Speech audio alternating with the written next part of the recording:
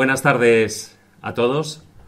Gracias por venir un día más aquí a estas jornadas que organizamos en estos instantes y dada la pandemia en la librería Tercios Viejos, que el grupo de divulgadores, en este caso divulgadores de la historia, venimos realizando aquí ya varias semanas. Y hoy creo que, aunque aparentemente muchos crean que, sobre todo de los que nos están viendo por internet, que igual esto no tiene que ver con la historia, sí que el tema que hoy se va a abarcar, más allá de números y de cuestiones artísticas, sí que tiene que ver mucho con el pensamiento del hombre desde el principio de los tiempos. Porque dicen que la geometría sagrada es una metáfora de la ordenación del universo. Algo así como lo que sería hoy en día, podríamos traducir por esa huella digital de la creación. Y el ser humano, bueno, pues de una u otra manera a lo largo de la historia, pues ha plasmado ese descubrimiento pues en todas las creaciones artísticas, ¿no? Algunas, bueno, pues de una manera simple, se ven a simple vista, y otras, como veremos, solo está para los más experimentados, para esas personas que son iniciados. Y para los que aún no somos iniciados, hoy tenemos una buena oportunidad para dejar de serlo, o para empezar a ser un buen iniciado. Sobre todo gracias a nuestro ponente. Él es José Ignacio López de Silanes, es profesor, bueno, doctor en matemáticas, profesor honorario de la Universidad Autónoma de Madrid y un experto en estas temáticas, como os podéis imaginar. Aparte, es autor de libros, digamos, de divulgación, es un experto en el románico. Aquí podéis ver el románico en La Rioja y románico en Madrid, el último libro. Y bueno, y ahora además está pendiente que realmente salga un libro muy interesante sobre parte de lo que hoy va a abarcar, que es dentro de ese campo de la matemática y el arte. Bueno, pues yo no me voy a enrollar más, les dejo con él y muchas gracias. Pues muchas gracias, muchas gracias.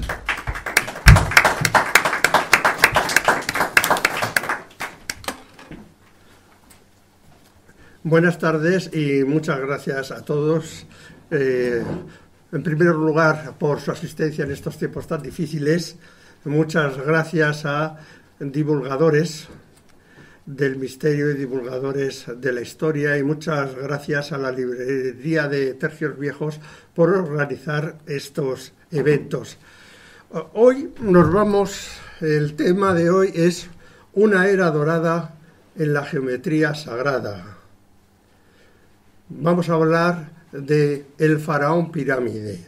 Este es un nombre que yo doy a este faraón.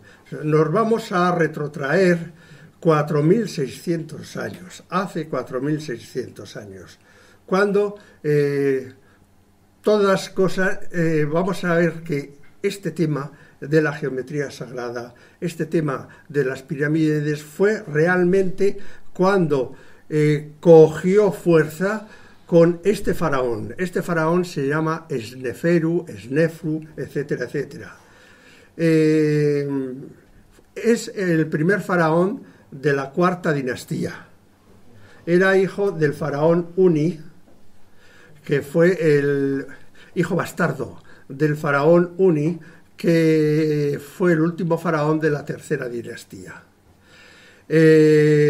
Vamos a ver que durante la tercera dinastía comenzó lo que hoy conocemos como las pirámides, pero durante toda la tercera dinastía las pirámides que se venían realizando eran unas pirámides escalonadas. Vamos a ver cómo toma todo este brío la técnica y la ideología de las pirámides para lanzarse después de su reinado a lo más alto, es decir, a Keops y a la pirámide de Keops. Pero digo que en definitiva vamos a hablar de Snefru o Sneferu y punto. Hay ciertas divergencias sobre la duración del reinado de Sneferu, que van desde 25 años hasta 45 años, pero con independencia de todo este tipo de cosas, vamos a tratar sobre la obra, el significado y el sentido de la obra de Sneferu. Hemos puesto aquí esta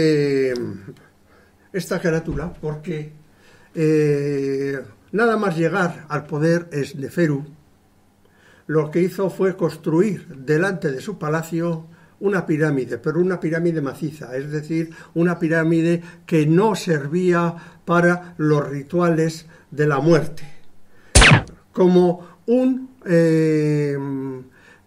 símbolo de lo que iba a ser su reino. Muchos dicen que es el mayor constructor de pirámides en Egipto. Ya vamos a ver todo lo que hizo. Murió su padre Uni, y su padre hizo una pirámide, levantó una pirámide de 7 escalones, era una pirámide escalonada. Entonces, él lo que quiso es utilizar esta pirámide primero como tumba suya también, por si su reinado no iba a durar mucho tiempo. Tengamos presente que era un hijo bastardo, que no sabemos muy bien cómo subió al poder, que debía haber enemigos o no conocemos muy bien esta historia. Y les voy a poner dibujos de esta pirámide. Esta pirámide la conocemos como la pirámide de Uni Sneferu o Sneferu I. La obra que hizo se trataba de una pirámide, lo ven aquí, de 7 escalones. Entonces, él lo que hizo fue hacer un escalón más. Pero la gran originalidad que tuvo Sneferu es que hizo un recubrimiento de la pirámide, transformando lo que era una pirámide escalonada en una pirámide de caras lisas. Aquí, esta es la primera pirámide de caras lisas de la historia. Sneferu ya se marcó también otra cota, como subir los 82 metros, los 85 metros de la altura de esta pirámide a 92 metros de la altura de esta. O sea que fue un innovador en este sentido, pues bastante grande. Pero hizo esta pirámide. ¿Qué característica tuvo esta pirámide? Les voy a decir una cosa. Esta pirámide es del mismo tipo que la pirámide de Keops. Podemos decir que la pirámide de Keops está inspirada en esta pirámide o que es una copia de ella. La pirámide de Keops es la gran pirámide. ¿Y cuál es la característica de este tipo de pirámides? Cuando Heródoto, saben ustedes que era un historiador geógrafo griego que en el siglo III a.C. recorrió Egipto y para escribir, cuando Heródoto preguntó a los sacerdotes sobre las características de esta pirámide, de la gran pirámide, él le dijo: la característica y la singularidad y la belleza de esta pirámide está en lo siguiente, en que el área de cualquiera de sus caras, que lo he simbolizado aquí, es igual al área de un cuadrado cuyo lado sea la altura de la pirámide. Y ahí quedó la cosa. Si se dan cuenta ustedes en una cosa, lo que hacían los sacerdotes era una igualación de áreas. La geometría egipcia es que y la griega, etcétera, se basaban en esto, en la igualdad de las áreas, el cuadrar las áreas. Aquí lo que tenemos es ni más ni menos que la cuadratura del triángulo. Cuadrar el triángulo es encontrar un cuadrado que tenga la misma área. De esta época es cuando viene esta palabra de cuadrar. Cuadrar significa encontrar un cuadrado que sea equivalente, que tenga la misma área. Esto, los egipcios eran un pueblo como muy pragmático, muy práctico, que ellos trabajaban las tierras y para ellos cuadrar las tierras era importante porque las tierras entonces iban a tener el mismo valor. De hecho, la geometría, como ustedes saben, nació ahí en Egipto, porque todos los años con las inundaciones se desdibujaban los campos y entonces había que reconstruirlo, y de ahí, aunque la palabra geometría es griega, nació en Egipto. Metría medir, geo la tierra, ¿verdad? Eso es la geometría. Y esto pues quedó así hasta que en el siglo XIX, a mediados del siglo XIX, un matemático inglés, Taylor, cogió el tema y dijo, pues voy a ver qué es lo que significa esto. ¿Qué puedo deducir de esta cuadratura del triángulo? ¿Qué puedo deducir de esta igualdad de las áreas? Y lo que dedujo era lo siguiente, que el triángulo central, que yo en mi libro, que aparecerá pues dentro de unos meses, está ahora en revisión, etcétera, de arte y matemáticas, lo llamo triángulo de Keops o triángulo de Kepler. Que las proporciones de este triángulo están relacionadas con el número de oro. Y donde primero aparece este triángulo, que es el triángulo central de la pirámide, es en la pirámide de Keops. Pero después, bastantes siglos después, Kepler lo volvió a redescubrir y lo utilizó para dimensionar los radios de las órbitas de los planetas en el sistema solar. Y me dirán ustedes, pero a ver, ¿dónde está la pirámide de Unis-Neferu? La pirámide de Unis-Neferu, pues se la voy a mostrar. Faltaría más, ¿verdad? Para eso. Es esto. No se asombren, porque esto lleva así 4.600 años. No se sabe si cuando la estaban construyendo o cuando terminaron de construirla, la pirámide ella sola se vino abajo. ¡Rum! Y desde entonces está en este estado. Esto yo creo que es la única pirámide que se ha venido abajo. Y esto conmocionó el mundo egipcio, y además durante muchas generaciones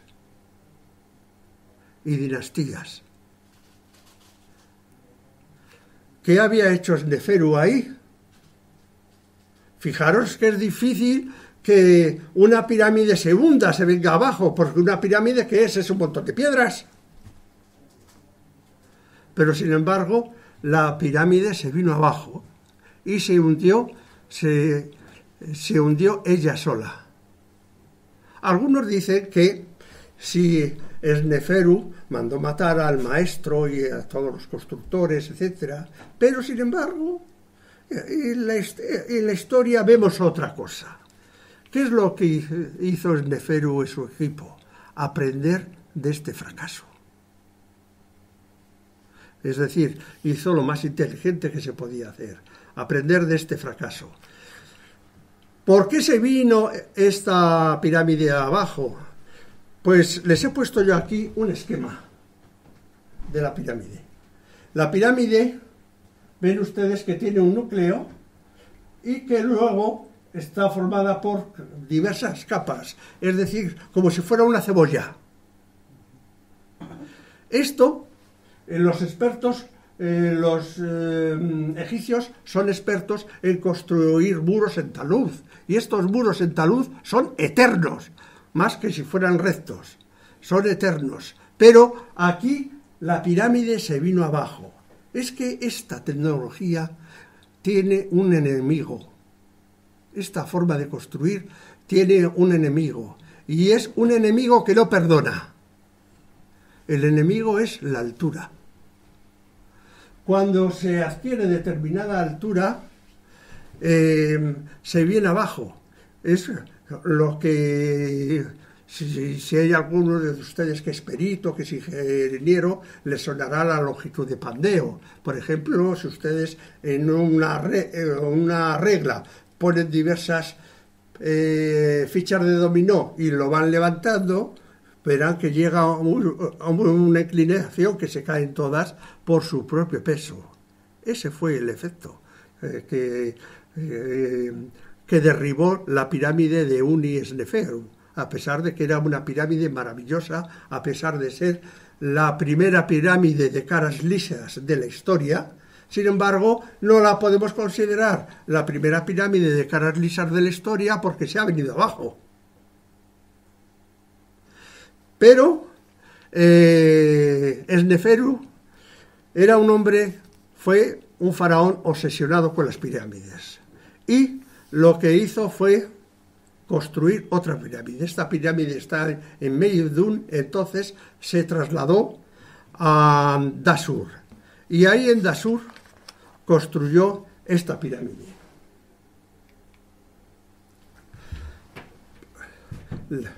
La vamos a llamar la pirámide rectificada o la pirámide, se llama de muchas formas. Se llama en la bibliografía inglesa aparece como acodada, en la bibliografía francesa y española aparece también como trapezoidal o romboidal. Fíjense ustedes qué nivel. ¿Dónde ven ustedes ahí un rombo? Un rombo no se ve por ninguna parte. Pero ven que es una gran pirámide. ¿De acuerdo? Es una gran pirámide. He dejado ahí esas personas simplemente para que hagan una comparación. Es la cuarta pirámide más grande de Egipto, que no es ninguna tontería. Se dan cuenta de que tiene a simple vista dos fases, ¿verdad? Que comenzó este primer tramo con una inclinación. Dicen los arqueólogos que cuando llegó a los 49 metros de altura, que es esta línea, que vieron que había multitud de grietas y rupturas de piedras en lo que eran las galerías y lo que eran las cámaras. Y que por eso se decidieron en cerrar la pirámide con una altura más pequeña, que es el segundo tramo. Esto que dicen así los arqueólogos, pues les voy a decir una cosa. Yo hago caso de la arqueología, pero no de los arqueólogos, ¿eh? Entonces, esto tiene una altura de 49 metros. Sin embargo, este pico son 56 metros. Es decir, si yo veo que una pirámide se me está gritando, una construcción se me está viniendo abajo, ¿qué es lo que hago? Meter una altura todavía mayor que me va a producir mayor presión. Yo no me lo creo. Yo no me lo creo. Y la altura de esta pirámide son 106 metros. Y la vamos a llamar rectificada por algunas cosas que vamos a ver. Entonces, como esta pirámide estaba agrietada, y pues no le debió gustar mucho a Esneferu, y construyó una tercera pirámide.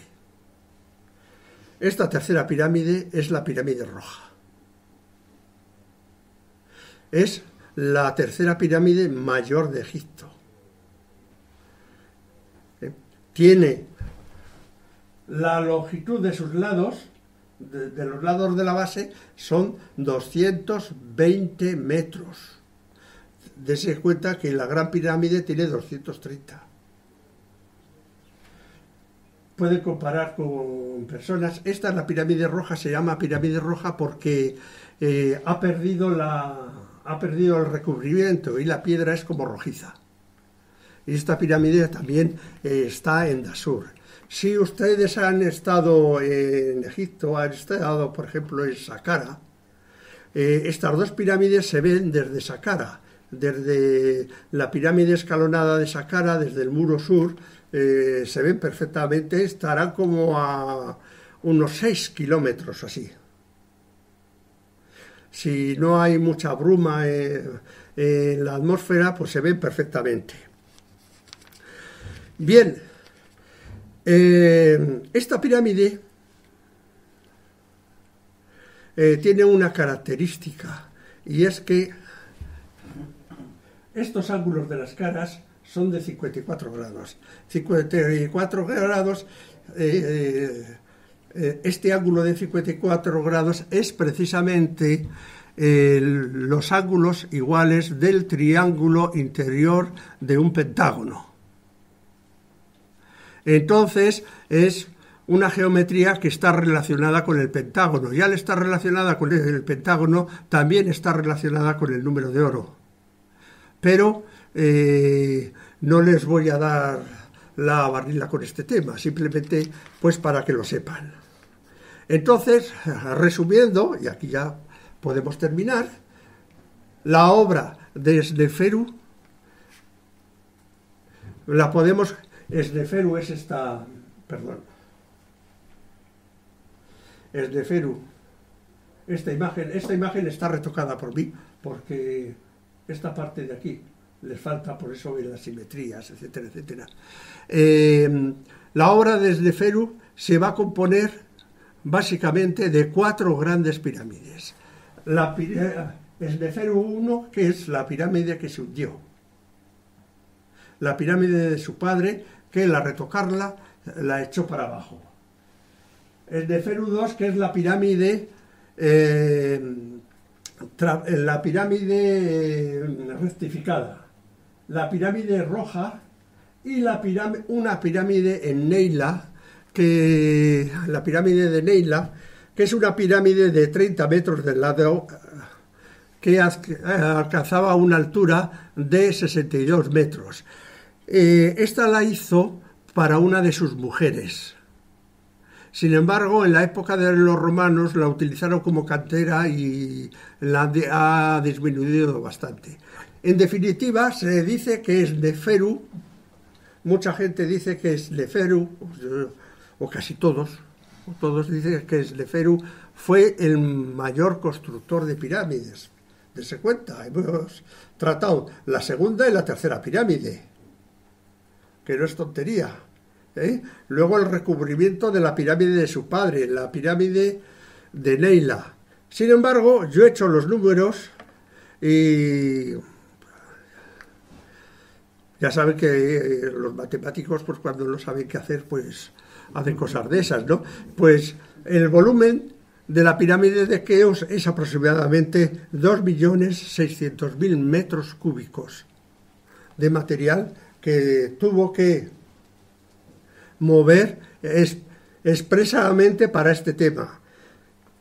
Y estas 4 pirámides supone un movimiento de material de 2.462.000 metros cúbicos. Es decir, se queda un poquito por debajo, como un 4 o un 5% por debajo de los materiales que movió Keops, ¿verdad?, para la Gran Pirámide. Pero vemos que para hacer toda esta obra, Sneferu tenía que disponer ya de una estructura completa, a nivel social, a nivel económico, a nivel comercial, para soportar toda esta estructura, porque muchas veces vemos en los documentales que nos ponen en televisión diciendo que Keops pues creó todo esto en la sociedad, y no es cierto. Toda esta estructura ya estaba creada. Con Sneferu podemos decir que estaba creada. Vamos a ver que la sabiduría y la técnica constructiva también estaba creada. Se me ha olvidado decir una cosa. y una cosa muy importante. Cuando hemos pasado de la pirámide de Unis de Ferú a la pirámide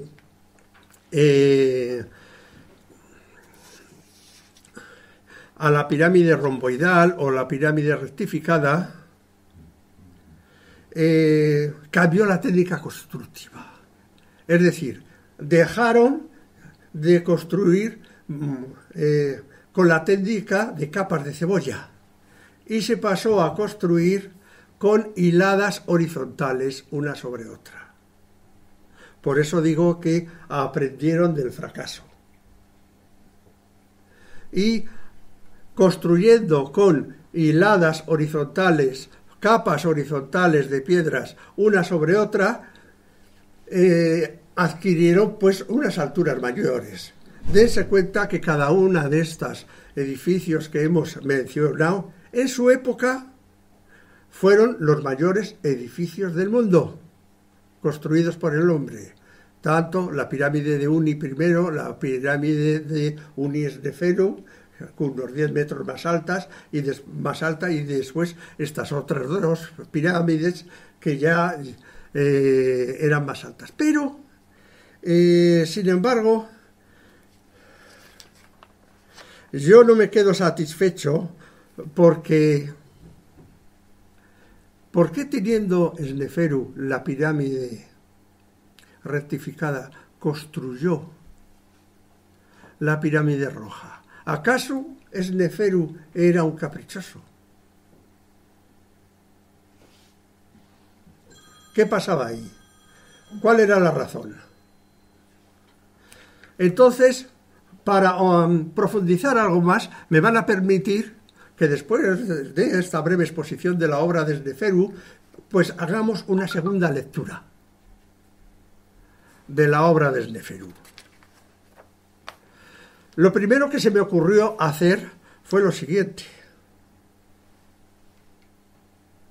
Tenemos aquí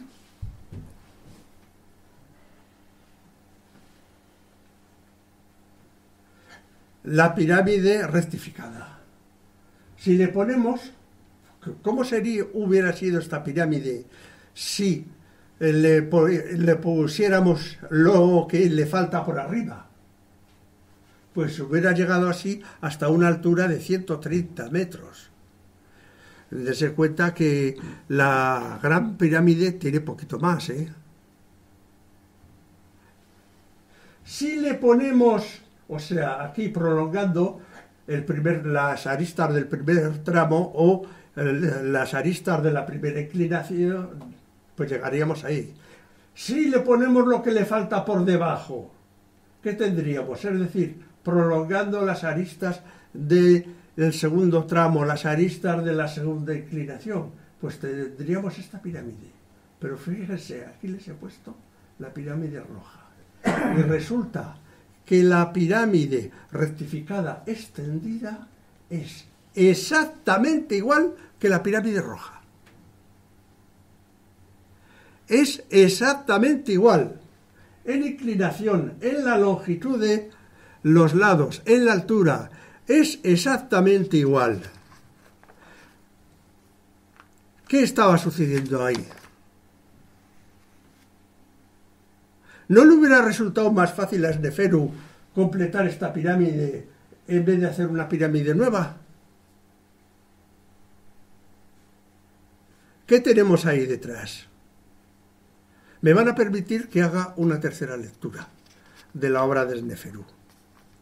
Les voy a mostrar la pirámide rectificada. Esta es la pirámide rectificada. ¿Qué les parece a ustedes? Esta pirámide es un bodrio. Es bella. Es armónica. ¿Les gusta? ¿No les gusta? Veo signos de todas las caras. Veo caras para todas las alternativas.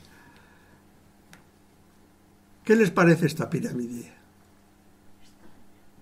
Es extraña, es fea, es contrahecha, En fin, ¿pero es armónica o no es armónica? ¿Qué entendemos por armonía? Yo, cuando doy clases en la universidad, pues uno de los conceptos que trabajamos es la armonía, la belleza y otra serie de cosas, ¿no? Y suelo normalmente provocar una discusión artificial para luego conducir a una definición de la armonía que podamos manejar. Para mí la armonía es una relación de las partes con el todo, o bien de las partes entre sí. Una relación entre las partes entre sí. Eso es una armonía, ¿verdad? ¿De acuerdo? Podemos tener una armonía del todo con las partes o algunas de las partes, o que los distintos componentes de la obra sean armónicos, se relacionen de alguna forma. Eso es la armonía en el arte, no es otra cosa. Y con esta definición hasta lo podemos tratar matemáticamente. La armonía. Dense cuenta que los matemáticos tendemos a estudiar todo en base a relaciones u operaciones. ¿De acuerdo? Pues vamos a ver un poco, a tratar de estudiar la armonía de esta pirámide. Antes que nada,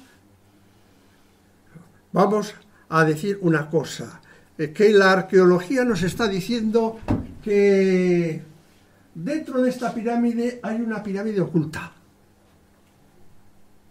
Una pirámide cuya pendiente es de 60 grados. Este dibujo no lo he hecho yo, este dibujo lo hizo un autor italiano. Una pendiente de 60 grados. Es decir, que aquí ya vamos a tener por lo menos 3 fases o 3 etapas. La primera con la pirámide de 60 grados que llegó hasta los 49 metros. La segunda, este recubrimiento, esta primera inclinación que llegó hasta los 49 metros. Y la tercera, la segunda inclinación o el segundo tramo. Es decir, ya tenemos 3.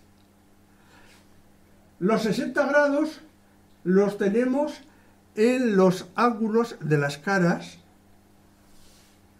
de la primera inclinación. Es decir, voy a tener una relación entre la pirámide oculta y los ángulos de las caras de la primera inclinación. La primera inclinación tiene una inclinación de 54 grados, pero el ángulo de 54 grados lo tengo en los triángulos de la segunda cara, de la segunda inclinación. Es decir, la pirámide oculta se me relaciona con los ángulos de la primera inclinación, la pendiente de la primera inclinación se me relaciona con los ángulos de la segunda inclinación y finalmente la segunda inclinación tiene un ángulo de 43, una inclinación de 43 grados. Es decir, estamos viendo que hay una relación entre estas 3 fases. Es decir, no se hizo al tontún, como salía. Es decir, lo que hemos dicho antes del segundo tramo, no se elevaron esos 56 metros porque aparecían grietas. Hubo otra razón. Y eso nos lo está diciendo el qué. La armonía de esta pirámide, la armonía de la pirámide rectificada. Les he puesto aquí un esquema que esta pirámide es generada por 3 triángulos. La primera fase es el triángulo equilátero del lado 173, con lo que se adquiriría una altura de 150 metros.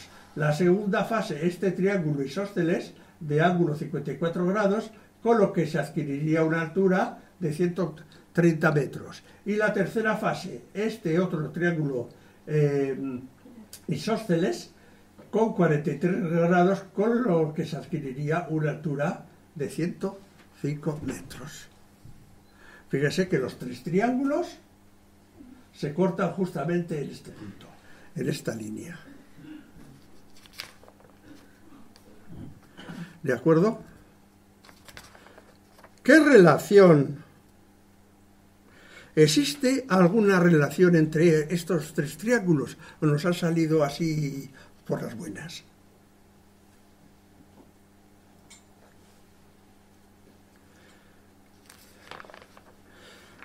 Yo he estado varios años estudiando este tema hasta que un día se me ocurrió una cosa, que es la que pongo aquí.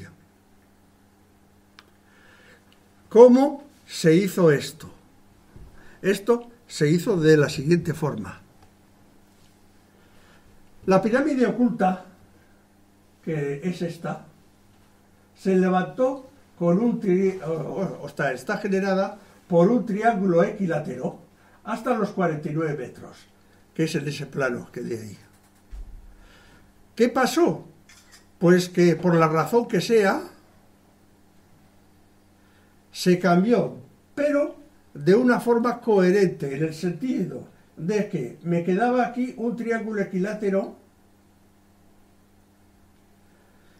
¿Y cómo lo transformamos? Lo que hicimos, lo que hicieron fue, esta base la llevaron hasta el borde. Y al abatir ese triángulo, pues se bajó la altura. La altura que antes era de 150 metros, se quedó en una altura de 130 metros. Y de esta forma me apareció el recubrimiento de la primera inclinación de los 54 grados y aquí los ángulos de 60 grados. Pero no quedó la cosa así. Se hizo una segunda transformación, que es la que pongo aquí, que es decir, este triángulo isósceles que me quedaba sufrió la misma transformación, es decir, se abatió y se extendió hasta el extremo. Y quedó entonces una altura de 105 metros, quedando así lo que es la pirámide rectificada. Es decir, tenemos aquí tres movimientos que son coherentes y que además, si hacen los cálculos, no es ningún arco de iglesia el hacer estos cálculos, porque la geometría de la pirámide se enseña en las escuelas y el teorema de Pitágoras pues también, y con eso se hace, y es que te sale calcado, o sea, te sale al decímetro. ¿Cómo pudieron hacer los egipcios estos? ¿Qué herramientas disponían? Pues las que disponemos nosotros. No disponían de otro tipo de herramientas. Primero, el cálculo geométrico. ¿Qué cálculo geométrico? Me imagino que los egipcios no harían mucho. Aunque sí que hacían cálculos geométricos, pero, por ejemplo, el teorema de Pitágoras no lo manejaban como nosotros. ¿Se acuerdan ustedes de cuál es el enunciado del teorema de Pitágoras? Que alguien lo diga. La suma de los cuadrados de los catetos es igual al cuadrado de la hipotenusa. ¿Te das cuenta de lo que has dicho? Perfectamente. Él ha mencionado una igualdad algebraica. Es álgebra lo que ha dicho. Ahora nos lo enseñan como álgebra, pero ellos lo manejaban de otra forma, como igualdad de áreas. Es decir, que la suma de las áreas de los cuadrados que tuvieran de lado los catetos era el área de el cuadrado que tiene de lado la hipotenusa. Estamos en lo mismo de siempre, en cuadrar. La operación de cuadrar es una de las operaciones claves en la geometría antigua y particularmente en la geometría egipcia. Y además tenía también un valor simbólico y hasta religioso. En una época en que los números tenían un simbolismo, se identificaban, pues las entidades geométricas también tenían un simbolismo. Estamos hablando que los números, cada cual tenía su significado, era la aritmética sagrada, que cuando, por ejemplo, esta aritmética se llevó, la adquirieron en Israel, dio origen a la Cábala. La geometría sagrada, pues exactamente lo mismo, ¿eh? Las figuras, el triángulo, el cuadrado, según fuera el triángulo, donde estuviera situado, pues tenía su simbolismo. Podía ser Dios, podían ser atributos divinos, igual que el cuadrado, etcétera, etcétera. Bien, entonces, otros elementos que tenían también eran, por ejemplo, las maquetas. A nosotros nos ha llegado, se han estado en Londres, en la Catedral de St. Paul, habrán visto la maqueta que utilizó Christopher Wrench como una geometría tridimensional para ayudarse en los trabajos. Si han estado en la Basílica de la Sagrada Familia en Barcelona, habrán visto también la maqueta que utilizó Gaudí, y que además, siguiendo las instrucciones de esa maqueta, pues se está completando el templo. Es decir, la maqueta. Es otro de los... Y otros elementos, por ejemplo, son los prototipos. Yo, cuando estaba trabajando en una fábrica que hacían determinadas piezas, bien para automóviles, bien para las redes eléctricas, el prototipo, es decir, una pieza con una obra con las dimensiones reales, eso es el prototipo. Aquí, ¿qué es lo que ha pasado? Que el Neferu se pasó de esta pirámide, de la pirámide rectificada a la pirámide roja. Es decir, dejó a la pirámide rectificada con la categoría de prototipo. Y parece que efectivamente esta pirámide es una prueba. Dense cuenta que estamos en la segunda pirámide de caras lisas.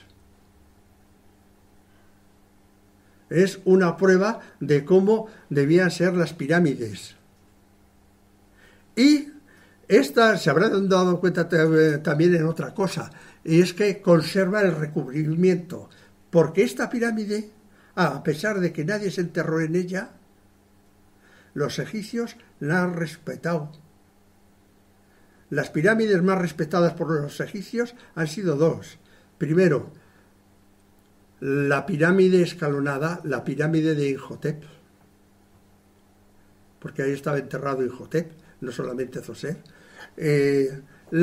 Esta pirámide, la pirámide rectificada, y ya después otras, como es la Gran Pirámide. Pero les voy a mostrar también otra curiosa coincidencia. Hemos hablado aquí de tres pirámides, ¿verdad? De tres pirámides dentro de la pirámide rectificada. ¿Se dan cuenta? La pirámide oculta, la pirámide de 54 grados y la pirámide, esto ya sería la pirámide roja. Sin embargo, la geometría va asociada a, si ustedes cuando construyen una pirámide con papel, ¿cómo lo hacen? Construyen, cogen construyen, por ejemplo, un hexágono, y recortan y luego pegan, ¿de acuerdo? Pues fíjense lo que son las cosas. La pirámide, la primera pirámide, ¿de acuerdo? La pirámide oculta es prácticamente lo mismo que la podíamos construir con los triángulos centrales de un heptágono.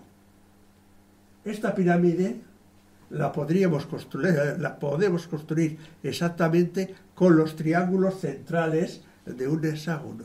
La pirámide roja con los triángulos centrales de un pentágono. Tenemos 7 lados, 6 lados, 5 lados, y he puesto ahí 4 lados, el cuadrado. pero es que ya con el cuadrado no podemos construir ninguna pirámide. Con los triángulos interiores del cuadrado no podemos construir ninguna pirámide. Entonces, ¿por qué? ¿Por qué Esneferu escogió la pirámide roja y no cualquiera de las otras pirámides? Para hacer esto me van a permitir que hagamos una cuarta lectura de la obra de Esneferu. Hemos suprimido los equivalentes a las otras pirámides para centrarme exclusivamente en esto. La pirámide roja tiene esta característica, tiene 43 grados de inclinación y 54 grados en las caras. Todos los datos de longitudes, ángulos, etcétera, no son míos, son de la arqueología egipcia. ¿De acuerdo? El tratamiento sí, pero lo que son los datos los pueden encontrar ustedes en cualquier libro sobre pirámides. Me da lo mismo que sea un libro actual que de hace 100 años, si había medidas de estas. Bien, entonces, la característica de esta pirámide es que la suma de las áreas de estos dos triángulos, de acuerdo, que de estas dos secciones, es igual al área de un cuadrado cuyo lado es la altura de la cara. Esto lo podemos leer de esta forma, diciendo que los atributos divinos del faraón son iguales o son equivalentes a los atributos humanos de Dios. Por eso Esneferu se quedó en esta pirámide. Y es que además su nombre, Esneferu, lo que significa es Señor del orden del mundo. Es decir, al igualar los atributos divinos del faraón, porque el faraón era Dios, era un Dios, era una encarnación de Dios, a los atributos humanos de Dios se estaba identificando con el Señor del mundo, el Señor del orden del mundo. Esta es la razón por la que pensamos que Esneferu escogió esta pirámide, que esta pirámide, ven ustedes que es una pirámide que tiene una pendiente bastante baja. De hecho, solamente hay otra pirámide que tiene una pendiente ligeramente más baja que esta. No obstante, esta pirámide es la tercera pirámide. Ahora, recientemente, hace unos meses, ya están permitiendo ver las pirámides, visitar las pirámides de Dashur, que han estado cerradas hasta ahora. Yo creo que más que nada por reactivar un poco el turismo, porque estas dos pirámides son una joya. Entonces, ve que nuestro trabajo, nuestra orientación, es analizar las obras, que las matemáticas están en la base de las ideas de las obras. En la primera fase de la concepción de una obra es siempre una serie de relaciones, son matemáticas. Que con Esneferu se abrió la era de oro de las pirámides. A partir de aquí ya tenemos la edad de oro de las pirámides, la edad de las pirámides de Egipto. Se terminaron las pirámides escalonadas para llegar a las pirámides ya de caras lisas, las pirámides propiamente dichas. Se crearon durante el reinado de Esneferu prototipos de pirámides que después fueron seguidos en el 62% de las pirámides de Egipto. Solamente 2 tipos de pirámides no se han realizado de acuerdo con los prototipos de Neferu, que son aquellas pirámides cuya geometría facilita el trabajo.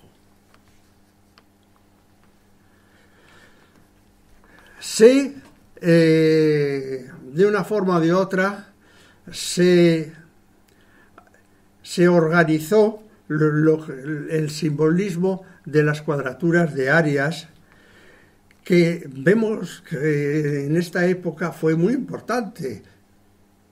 ¿Quién no ha oído hablar de la cuadratura del círculo? ¿Qué es la cuadratura del círculo? Encontrar un cuadrado con el mismo área. Y ya después, en la época helenística, se hablaba de que si con un compás y una regla podía encontrarse este círculo, este cuadrado. Hemos visto que la primera de las pirámides, con esa estructura, se cuadraba un triángulo. Que el cuadrado de un triángulo exige también conocimiento. Se creó la estructura social, económica, comercial, para soportar la época, la era de las pirámides. Se creó un monstruo ahí económico que había que darle de comer. Y ese monstruo económico fue, de una u otra forma, el responsable del bienestar y el poder del imperio antiguo egipcio. Luego vemos que es muy importante. Se estudiaron las proporciones y hemos visto que hemos encontrado argumentos lo suficientemente fuertes para decir que la pirámide rectificada es un prototipo.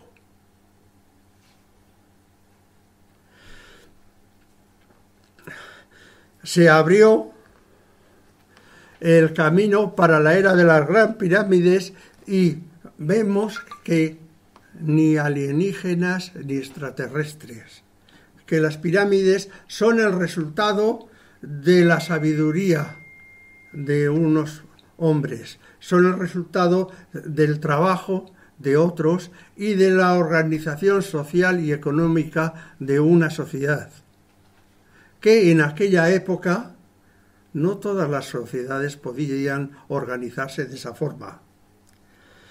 En definitiva, Neferu construyó el camino que llevó a su hijo Keops a que levantara la más grande y la más bella de las pirámides, y que desde entonces esta pirámide es considerada como una de las maravillas del mundo actual y del mundo antiguo. Tal es así que muchos hombres piensan que esa pirámide no es obra de los hombres. Muchas gracias.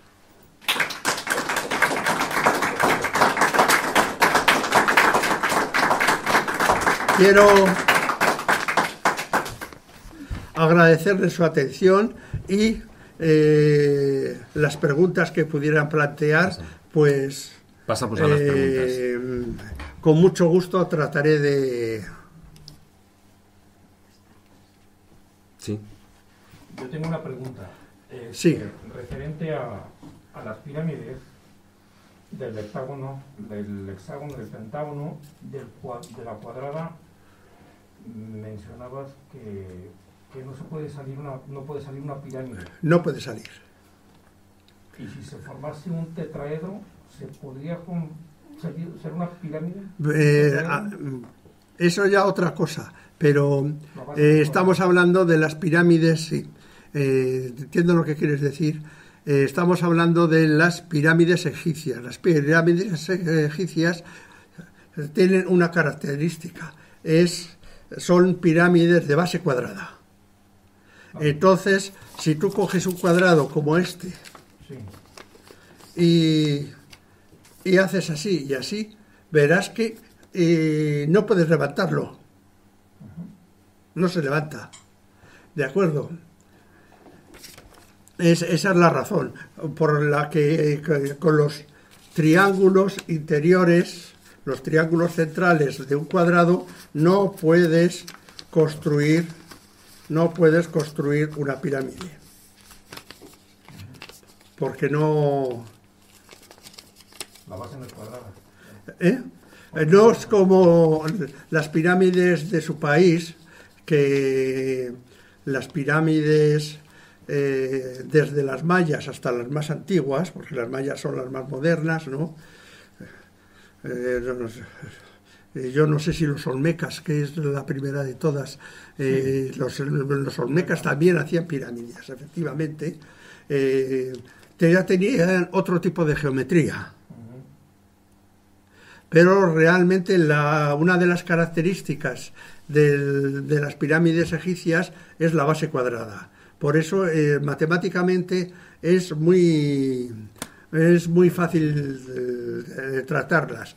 Yo no soy egiptólogo ni nunca he pretendido serlo, pero yo aterricé en Egipto y en las pirámides por rebote, porque he sido durante muchos años profesor de geometría sagrada y tenemos la mala costumbre de cuadrar las ciencias, es decir, que si esto es de letras, que si esto es de ciencias, que si las áreas de los de letras no son asumibles por los de ciencias o viceversa, y yo tenía entre mis alumnos gente de todos los perfiles, y entonces dije, pues voy a buscar una entidad, una obra que sea estrictamente matemática y que sea estrictamente artística y que sea fácilmente tratable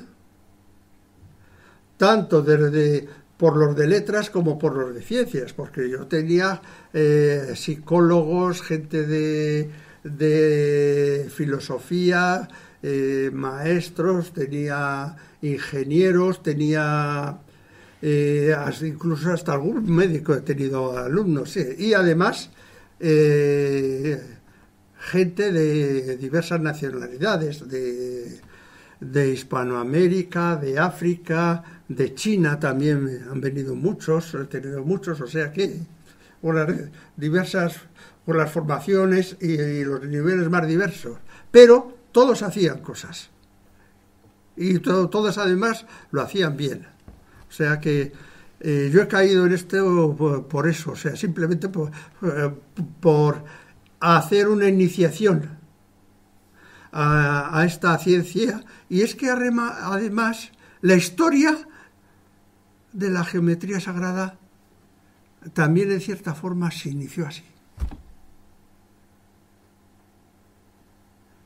No sé si le he respondido. Correctamente, muchas gracias. Venga, más preguntas, ¿sí? Sí, yo muy brevemente. Yo tengo entendido que los egipcios trabajan con superficies y con lados, mientras que los caldeos trabajaban con ángulos, básicamente, ¿no? Habría que decir más cosas, pero por simplificar. ¿La geometría cuál es más antigua, la caldea o la egipcia? Son coetáneas. Coetáneas. Y una pregunta más entonces. Lo que pasa es que la razón es que, por ejemplo, los babilónicos, o sea, Mesopotamia, trabajaban con ángulos porque hacían la geometría, la tenían al servicio de la astronomía y de otras cosas. Entonces, para fijar la posición de los planetas, de las estrellas, pues con el azimut y la elevación, que son ángulos, los determinaban perfectamente. Y así lo seguimos haciendo desde entonces hasta ahora. Sin embargo, los egipcios eran constructores, eran un pueblo eminentemente práctico. Y entonces, ¿cómo trataban los ángulos? Con la trigonometría. Ustedes han estudiado en la escuela las cosas básicas de la trigonometría, el seno, el coseno, la tangente. Pues bien, Los egipcios no trabajaban ni con el seno, ni con el coseno, ni con la tangente. Trabajaban con la cotangente. Y a la medida de la cotangente de un ángulo la llamaban seket. Entonces, es que son dos vías paralelas para tratar lo mismo y que se desarrollaron paralelamente y al mismo tiempo. Es lo que usted quería decir. Y no, sí, una precisión más que luego al final. Y además, o sea, pues ambas son válidas. Incluso complementarias, ciertamente. Pero, no, entonces, sin embargo, los chinos que no hacen pirámides, hacen otras cosas, ¿son algo más antiguos o no son? Son de la misma. La civilización china es más moderna que la caldea, como utilizando sus palabras. Es algo más moderna. Han hecho pirámides. Sí. Tienen pirámides y además pirámides muy grandes. Lo que pasa que no las están dejando, el gobierno chino no está dejando excavarlas. No está dejando por ejemplo, todos los guerreros de Xi'an, o sea, son la antesala de la gran pirámide de Xi'an. O sea que están fuera de la pirámide y como una defensa de esa tumba del emperador. Y los chinos, hemos hablado de Pitágoras, los chinos también tenían una formulación del teorema de Pitágoras, y era una formulación fundamentada en la igualdad de las áreas. ¿Qué es lo que pasa? Que hasta que no apareció el álgebra, pues cómo se vinculaban unos lados con otros, pues por tanteo. Es que no había más. Es que la geometría que tenemos ahora es una ciencia compleja, porque el triángulo más sencillo de todos es el triángulo rectángulo. Es el más simple. Y para tratar el triángulo rectángulo con el teorema de Pitágoras necesitas cuadrados, raíces cuadradas, etcétera, etcétera. Necesitas operar con números irracionales. Es decir, que en nuestros sistemas educativos no podemos introducir a los chicos en lo que es la geometría métrica euclidiana propiamente dicha hasta que no tienen 13 años. Hasta que no tienen todo este tipo de bases.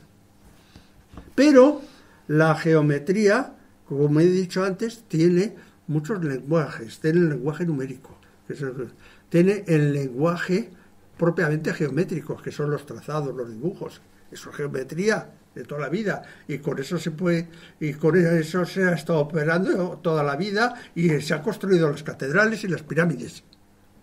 Luego tienes ya lo que es lo que son maquetas tienen también una geometría, etcétera, etcétera. Gracias. Más precisión, ¿no? No, gracias. Venga, más preguntas. A mí me gustaría, si me permites, plantearte una pregunta, y es que aunque, por ejemplo, lo que era Fibonacci, que fue posterior, o lo que era la parte del número áureo, que sí que luego posteriormente se ha descrito, etcétera, digo, posteriormente a la época del Antiguo Egipto, en aquella época ya, sin llamarle evidentemente de esa manera, pero ¿utilizaban esa parte de lo que sería de la geometría sagrada? Sí, bueno, la geometría era sagrada porque lo manejaban los monjes. Entonces eran ciencias sacerdotes, entonces eran ciencias sagradas. Y tú te estás refiriendo al número de oro. El número de oro es un número áureo vinculado al pentágono. Y lo hemos visto aquí, ¿verdad? El número de oro aparece también, por ejemplo, en el recinto de Zoser. aparece también en el recinto de Zoser de la pirámide escalonada de Saqqara. ¿Por qué? Porque está también vinculado al cuadrado largo. El cuadrado largo son 2 cuadrados. Es la representación de un templo. Un cuadrado simboliza la tierra, a los hombres, y el otro cuadrado simboliza Dios y los cielos. En un cuadrado están los hombres, en otro cuadrado están los sacerdotes, los presbíteros, y esa estructura la tenemos aquí. Vete, por ejemplo, a la catedral de Toledo, que también la pongo en mi libro. Es un cuadrado largo. Y además, los 2 cuadrados coinciden exactamente. Un cuadrado el de las naves y el otro el crucero y el presbiterio. Pero así de sencillo. Una pirámide es un templo. Es un templo, y es que además tiene los 2 símbolos de los templos. Tiene el triángulo y tiene el cuadrado. El cuadrado lo tiene abajo, los triángulos los tiene arriba. ¿De acuerdo? Es una imagen de un templo. Y las pirámides se construían como templos. En la época de Sneferu fue cuando se estandarizó la estructura de los recintos funerarios basados en pirámides. Es decir, lo que era la pirámide, lo que debía ser la pirámide secundaria, lo que debía ser el camino, las 3 cámaras que debía tener una pirámide y su simbolismo, la cámara baja, la cámara del medio y la cámara alta. Cuando veas por ahí que si la cámara de la reina, eso son tonterías. Es que son denominaciones. Son es denominaciones. Como la del caos, reina y rey. Sí, exactamente, son denominaciones, o sea, porque tenía su simbolismo, ¿no? La ascensión del faraón estaba vinculado a este tipo de cosas. Y por eso te digo que eran realmente templos. Y todo el simbolismo que no hemos entrado aquí para nada, o sea, todo el simbolismo que tienen las pirámides, pues es un simbolismo de templo. Y como tal fueron tratados, pero que cuando se estandarizó todo este tema fue durante el reinado de Sneferu. O sea, antes cada cual lo interpretaba a su forma, a su manera, pero ya se estandarizó durante este reinado. O sea, vemos que realmente el reinado de Sneferu, aunque no es muy conocido, es poco conocido, pero realmente es la base y es lo que abre el camino a todo esto de las pirámides. Como tú has mencionado, y como dicen muchos arqueólogos, era el gran constructor de pirámides. Sí, pero ya digo que no fue. Si hacen los números no llegan. Si hacen los números no llegan. Que es fácil además hacer los números. ¿Alguna pregunta más? Bueno, pues yo creo que además... Pues quería comentarte, sí. También me dijeron que trajera algún libro. He traído 2 libros de románico. Este es el primer libro de románico sobre la Comunidad de Madrid. Este es una reedición ampliada del primer libro que salió sobre el románico en La Rioja. El año pasado salieron 2 libros, salió este y salió otro libro que hizo la Universidad Complutense, la Universidad Autónoma sobre la Comunidad de Madrid, que ahí yo solamente soy autor de un capítulo porque la universidad me pidió que escribiera un capítulo sobre el románico en Madrid. Uh-huh. Libros de matemáticas, hay otros 2 por ahí, pero no he traído ninguno. Hay otros libros que están también agotados, pero la perspectiva es es, por ejemplo, el que voy a sacar este año, hace mediados de año, que es sobre geometría sagrada, una iniciación en la geometría sagrada, pero la geometría sagrada tratada en lo que la ciencia llega, o sea, hasta el límite de la ciencia. Es decir, yo no entro en otras áreas y no quiero entrar en otras áreas de la geometría sagrada, aunque también me lo han propuesto. Me han propuesto, qué sé yo, hasta diseños de amuletos, cosas, o sea que... Pero bueno, está basado todo en la sí. propia naturaleza. Evidentemente, los sí. números están ahí y están en la propia naturaleza. Entonces, quedamos pendientes si hay una pregunta. Quería comentar a raíz de los dos libros que divulgadores del misterio y de la historia ya hemos grabado esas conferencias que han sido presentadas por nuestro compañero y que bueno, están a vuestra disposición. Poner el nombre de él y poner divulgadores del misterio en el canal de YouTube y os saldrán por lo menos tres conferencias más que hemos grabado. Creo que cuatro. De ellas son presentaciones. Si alguna está en la Casa de Rioja, si no recuerdo mal. En el centro de Rioja. Y en otros sitios. Sí. Bueno, pues aguardaremos a que salga ese libro sobre la geometría sagrada pendiente, además con una muy buena editorial técnica. Sí, una editorial técnica, McGraw-Hill, claro. Es una multinacional norteamericana, o sea que vende en todos los países del mundo. Muchísimas gracias por la charla. Gracias a vosotros y gracias a ustedes.